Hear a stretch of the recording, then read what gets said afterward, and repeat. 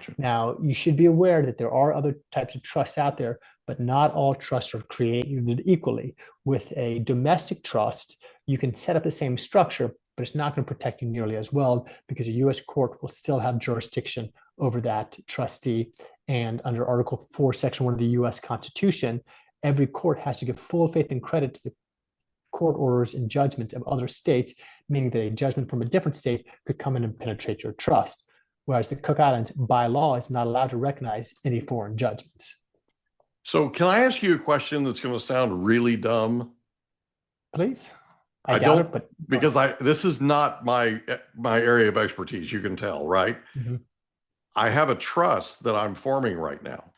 It's a US trust, family trust. Mhm.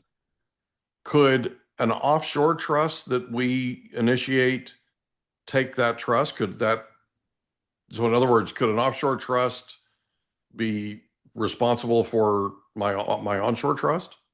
So you can move your onshore trust to an offshore trust. Now, let's talk about the different types of trust. If Okay. your only concern is passing your assets to your children when you pass away, I generally don't recommend an offshore trust. A Okay. simple revocable trust or an estate planning trust would do the job just fine. That may cost $3,000 to $5,000. You Right. get a will, power of attorney with that, and that's a fine strategy if your only concern is avoiding probate and passing the assets to your children. Right. Now, if you're concerned about protecting the assets now while you are alive, then we'd definitely be recommending that you set up an offshore trust because, in addition to passing the property after you pass away, it gives you the immediate protection right now. If you have a Gotcha. domestic trust and you prefer to have the higher level of protection or protection in general, then we can generally convert that domestic trust into an offshore trust. Gotcha. Okay.